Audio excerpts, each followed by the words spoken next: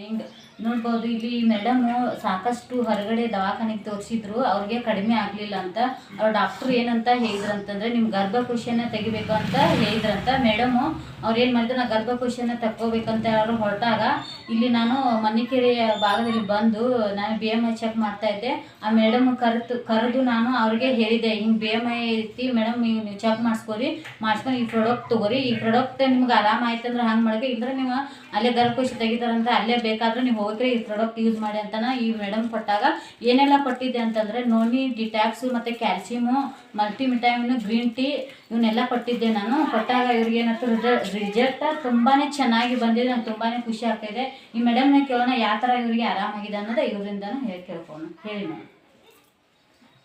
ನಾವು ತುಂಬಾ ಹೊರಗೆ ದವಾಖಾನೆಗೆ ಭಾಳ ತೋರಿಸಿದ್ವು. ಆದ್ರೂ ಇದಾಗ್ತಾರಲ್ಲ, ಪಿಶವಿ ತೆಗಿಬೇಕು, ಪಿಶವಿ ತೆಗಿಬೇಕು ಅಂತೇಳಿ ಭಾಳ ಮಾಡಿದರು. ಮತ್ತು ಮೋದಿಕೆಯರಿಗೆ ಪ್ರಾಡಕ್ಟ್ ತೊಗೊಂಡು ಒಂದು ನೋಡ್ರಿ, ಮತ್ತು ನಿಮ್ಮ ಡ್ಯಾಮು ಮಾಡಿ ನೋಡ್ತೀವಿ ಇದಾಗ್ತಾರಿಂದ ಮತ್ತೆ ಆಪರೇಷನ್ಗೆ ಹೋಗ್ಬೇಕ್ರೆ ನೀವು ಅಂತ ಮತ್ತೆ ಹೇಳಿದ್ರು.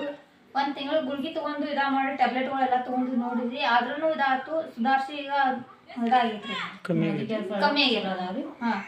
ಜನರಿಗೆ ಹೇಳ್ಬೋದ್ರಿ ಮೇಡಮ್? ಜನರಿಗೆ ಹೇಳ್ಬೋದು. ಹೌದ್ರಿ, ನೋಡ್ಬೋದು ಫ್ರೆಂಡ್ಸ್, ಆರಾಮಾಗಿದಾರಂತ. ನಮ್ಮ ಮೋದಿ ಕೇರ್ ಪ್ರಾಡಕ್ಟ್ ಚಲೋದ ಅಂತ